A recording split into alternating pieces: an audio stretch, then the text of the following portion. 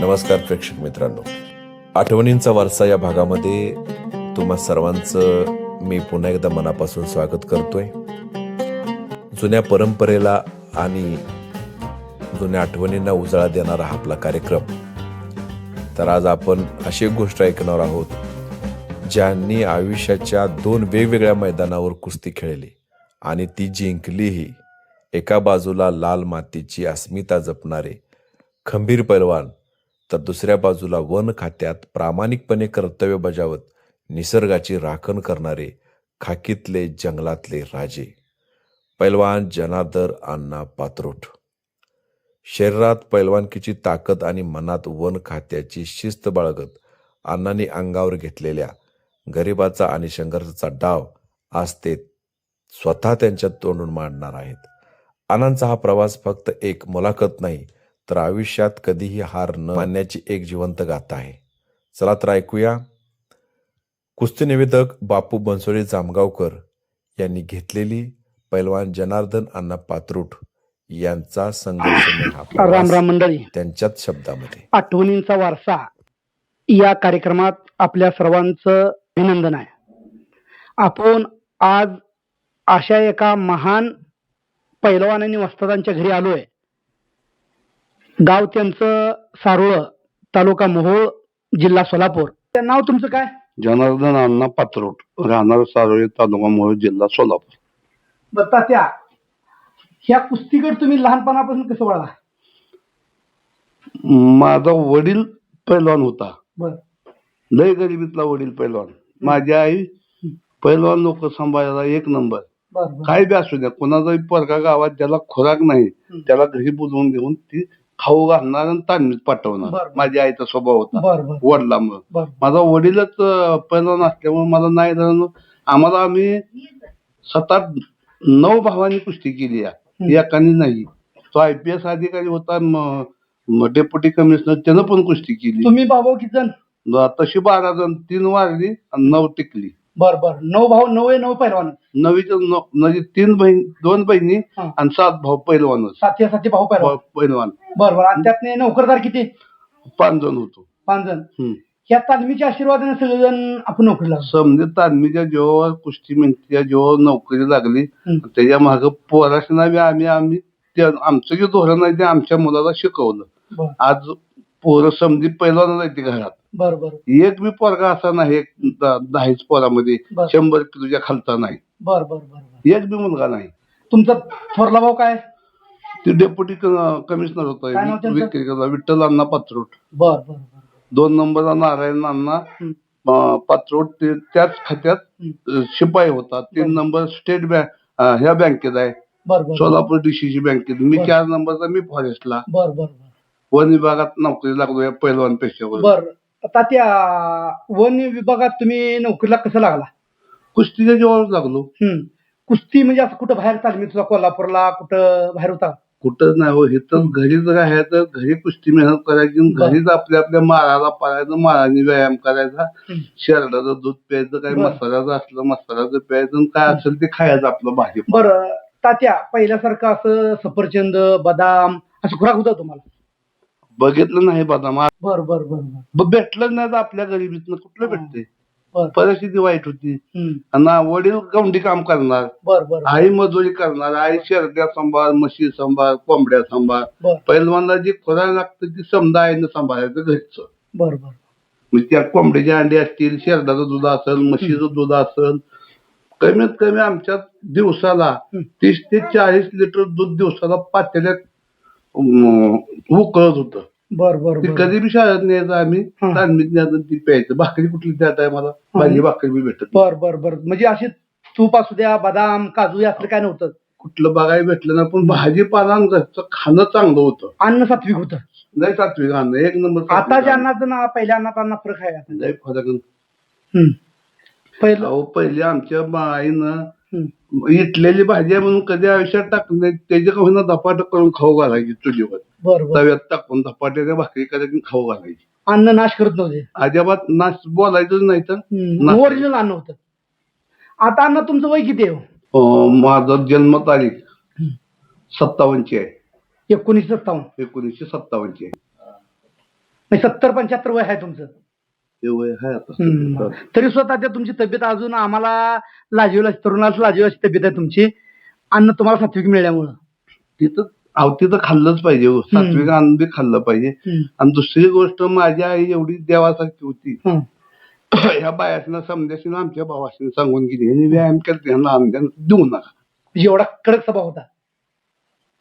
म्हणजे आई वडिलांचं पुण्य बायकाशीनं सांगितलं. बरोबर आहे. राईट, बरोबर आहे अण्णा. कुडी कन्या पुत्र होती जे सात्विक, तयाचा हरेक वाटे देवा. त्याप्रमाणे आई वडिलांनी ह्यांना घडवलं. आपल्या कुस्त्या कोणाकोणाबरोबर झाल्या हो? माझी कुस्ती 77-78 बालारपीची माझी कुस्ती झाली चिखली गावात. उपमहाराष्ट्र केसरी बालारुपिषेक पुढचे चिखली गावात कुस्ती लावली. त्यांना शेवट कुस्ती त्याला फिरवायला लागली, कोण उठच नाही ती. बरोबर. नाही झालं ना, आमच्या वस्तादनं शेजापाजारच्या समध्या मोठ्या मोठ्या पैलवानं येऊन आमच्या वस्तादला गळ घातली.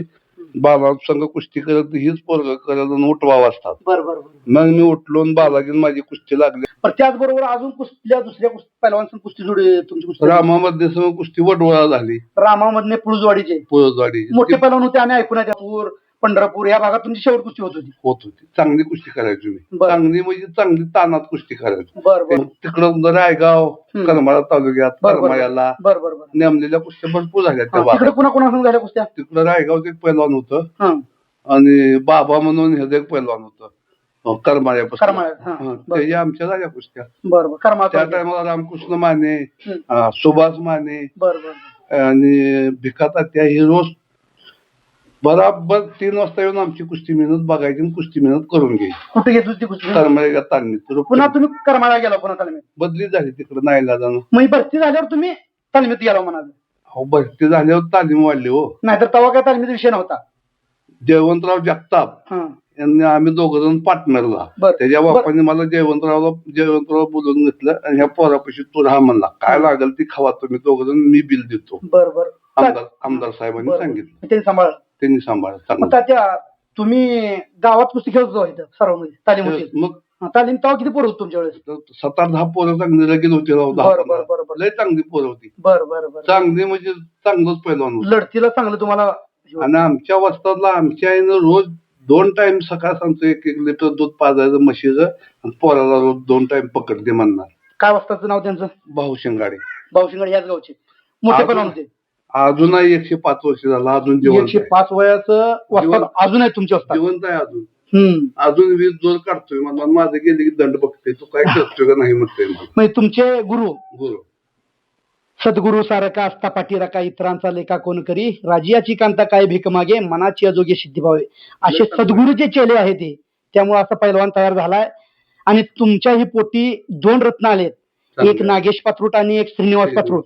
तात्या तुम्ही तुमच्या पोराबरोबर तुमचं भाऊ नाव काय त्यांचं? माझा भाऊ 7 नंबरचा हनुमंत अण्णा पात्रूट. आम्ही त्यांचं नाव भरपूर ऐकून आहे बरं का. चांगला पैलवान, 1 नंबर पैलवान होता.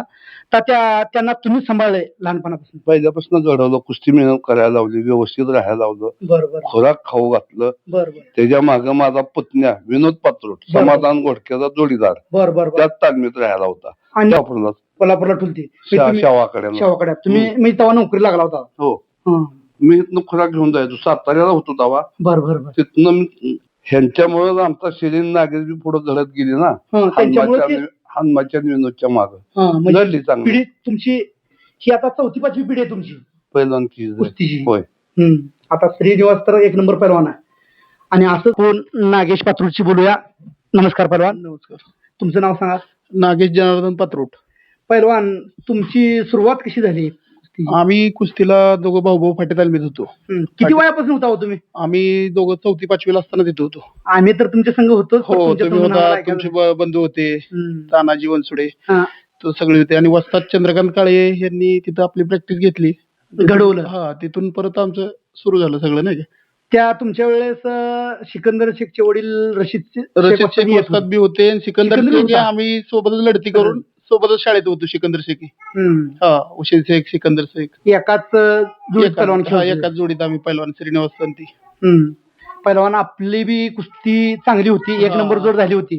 पण काय दुखापती झाल्यामुळं सोडावं लागली तयारी. धन्यवाद पैलवान. तात्या, तर आपले लहानपण तर अतिशय कठीण परिस्थिती गेले. लय कठीण आणि कठीण गेलं म्हणण्याची ऐवजी लय सात्विक अन्न खाऊन गेलं. चांगलं गेलं म्हणा आता. कठीण म्हणता येत नाही त्याला. चांगलं म्हणा. जी तुम्ही आज बदाम खाता त्या टायमाला त्या सात्विक अन्नाला तेवढं महत्व होतं. Right right. चांगलं होतं. तवा जो दूध बी ऐकत नाही. आता दूध काय आणलंय. तवा जो दूध घटमुट शाया हाताने तोडून मग बाजूला ढकलून दूध प्यायचं. पहिलं असं पेंड भुसा असलं काय नव्हतं. मला काही नव्हतं. आपलं काय ओरिजिनल गवत आहे तेवढंच. बस बस बस. वन खात्यात कसं काय लागला नोकरी म्हणून? ह्या कुस्तीच्या जोरावर चांगला पैलवान झालो. चांगली तब्येत झाली आणि 2081 भरती होती. त्या भरतीत 200 पोरात पहिला नंबर झाला मला. कुठं भरती होती? सोलापूर डिव्हिजनला. सोलापूर जिल्ह्यात? Solapur proper division Solapur. बरोबर. पुन्हा सर्कल मधलं. बरोबर. तिथं गेल्यावर मग डेपोनी सब डेपोनी समजा लोकांनी बघितला. तुला टेप कुठं लावा आणि तुझं मोजमाप कशाला घ्यायचं बाकड्यावर बस बाबा. म्हणजे अशी तब्येत तुमची बदलंड होती हनुमंतरायासारखी. श्रीनिवास पात्रूट आणि नागेश पात्रूट ही लहानपणापासून तालमीत होती. त्यांना तुम्हाला एवढ्या लहानपणात कसं काय म्हणजे असं सोडून तुम्ही? ही जी नोकरी आहे फॉरेस्टची माझी बदली साताऱ्याहून झाली नाशिकला. नाशिक कळवण तालुक्यात. बरोबर. ह्या दोघांनी भावाभावांनी काय केलं, त्या बारक्या सायकली असतील का, ह्या बारक्या सायकली घेऊन हायवे रोडला पळायला लागली ती. एका मागे एक सायकली तारखेची सायकल खेळायला. आता मी तर विचार करा म्हणलं ही एखाद्या गाडी खाली गावली दोघं बी मारायची. मग तिथनं जी उचलली ते फाट्याच्या तालमीत आणून टाकली. फाट्यात वय त्यांचं किती होतं काय? दुसरी तिसरीला असतील, तिसरी चौथीला. पण तिथं बी मी नाशिकला 7-10 म्हशी स्वतः मी ह्या पोराशींसाठी सांभाळायच्या. नोकरी करतोय तिथे. नोकरी करत आपलं तूप दूध समजा खाऊ घालायला आणि तिथं व्यायाम घ्यायचो मी स्वतः. लाल मातीला ह्या तुम्ही विसरलं नाही? काय विसरायचं कारण नाही. त्या लाल मातीनं समजा आयुष्यात आपल्याला चांगलं केलं. त्याला विसरून काय करणार आहे तुम्ही? त्यामुळे आपण दोन्ही पैलवान पोर पैलवान केली, घडवली, चांगली. तिथनं नाशिकला तुम्ही असून इथं मोहळा टाकण्याचं कारण ती मोहळा म्हणजे आपल्याकडल्या तालमीत चांगली सुधारली. आपल्याकडले वस्ताद लोक करून घेणार आहे. नाशिकला पैलवान भेजा एवढा नाहीच असं समजा. कमी तालमीच्या फाटे तालीम म्हणून फाटे तालमीत आणलं. चांगली तालीम होती. नावारूपाला चंद्रकांत काळे वस्ताद होते तिथं. चांगली होती. 1 नंबर पोरं होती. 3 वर्ष बायकोचं माझं भांडण. हे म्हणायची माझी पोरा ना मी म्हणणार थांब गेल्यावर आणतो. तरी तुम्ही ती माया आईची माया होती ना, तरी तुम्ही कठोर दिल करून ठेवलं तिथं ठेवलं नाही दादा. तरी पैलवान चांगला झाला. ही मेडल हे आहेत ना महाराष्ट्रातले 1 नंबरचे पैलवान. आता सध्याचे श्रीनिवास पात्रूट 3 वेळा महाराष्ट्राला मेडल आहे. पैलवान किती किलो मेडल आहे? 80 किलोला गोल्ड मेडल मारलं. म्हणजे पैलवानला पहिलं मेडल कुठं बसलं? पहिलं मेडल 86 ला साताऱ्याला बसलं होतं. 86 अधिवेशनाला गोल्ड मेडल साताऱ्याला बसलं होतं. कुठलं मेडल आहे त्याचं? गोल्ड मेडल घेतलं. गोल्ड मेडल ह्यात आहे ना? दाखवायची जरा. हे बघा, हे साताऱ्याला हे बसलं होतं. हे साताऱ्याचं आहे. हो, निघत नाही. राहू द्या. महाराष्ट्र केसरी अधिवेशन 2021-22. वा, सुवर्ण पदक. असं सुवर्ण पदक होतं तेव्हा. सोन्याचं मेडल आणलंय श्रीनिवास पात्रूटने तिथनं. दुसरं मेडल कुठं? 92 ला बसलो होतो वाघोलीला. वाघोली कोथरूड अधिवेशनात. 92चं हे मेडल आहे बघा. 96 हे 92चं मेडल आहे. हो. महाराष्ट्र केसरी अधिवेशन जरा पहिलवान इकडून. ओके. ओके, धन्यवाद. कोथरूडचं अधिवेशन आहे 2022-23. चालते. ओके. पुन्हा आणि 97 ला बसलो होतो फुलगाव पुण्यामध्येच. हो. बर. प्रदीपदादा कंद त्यांनी घेतले होते अधिवेशन. आयोजित प्रदीपदादा कंद यांनी आयोजन केलं होतं. हे सुवर्ण मेडल आहे श्रीनिवास पात्रूट यांचं. 97 किलो वजन. आता गदा त्याचे मिळालेले. आता एवढी 3 मेडल बसले त्यांना. 3 वेळा महाराष्ट्र चॅम्पियन आहे. या पैलवानाची परिस्थिती अतिशय पहिली बेताची होती, परंतु या लाल मातीतनं ते मोठे झाले आणि आता अतिशय वेगवान पैलवान कुस्ती करणारा आणि कुस्तीतला जादूगार आपल्या माध्यमातून आपण त्यांचा परिचय देण्याचा प्रयत्न करतोय. हा, आणि ही चषक मिळाले ते हो चषक आहे. सन्मान चिन्ह हो. श्रीनिवास पाथरूट यांच्या घरी आपण मुलाखत घेण्यासाठी आलेलो आहे. त्यांच्या पिताश्रींची आणि बंधूची ही मुलाखत घेतलेली आपण. तात्या, पुढचा विषय काय? तात्या आपलं स्वप्न काय आहे पुढलं आता? आता एक स्वप्न महाराष्ट्र केसरी करायचं त्याला. हम्म. महाराष्ट्र केसरी झाल्याशिवाय तिची कुस्ती मेहनत बंदच नाही हो. हे स्वप्न आपलं आपल्या तुमचं- जीवाला आहे. हा, पहिल्यापासून तालमीत जेव्हा ठुलंय तेव्हापासून तुमची इच्छा होती महाराष्ट्र श्री केसरी किंवा झाला- नागेश महाराष्ट्र केसरी व्हावा. झालाच पाहिजे. हम्म. मग ती देवाला ही इच्छा पूर्ण करावी लागते. ऐशी आवडते म्हणा देवा पुरवावी वासना. त्याप्रमाणे देव त्यांची इच्छा पूर्ण करो. या सर्व पैलवान कुस्ती शौकीन सोन्या बापू युट्यूब चॅनल आणि मी कुस्ती निवेदक बापू बनसोडे जामगावकर आम्ही शुभेच्छा देतोय. आणि त्यांच्या घरी आलो, त्यांचे सर्व मेडल दाखवलं आणि त्यांच्या मातोश्रीचीही 2 मिनिटं आपण मुलाखत घेऊया. आई वडिलाशिवाय मुलगा घडत नसतोय. ही श्रीनिवास पाथरूट यांची मातोश्री.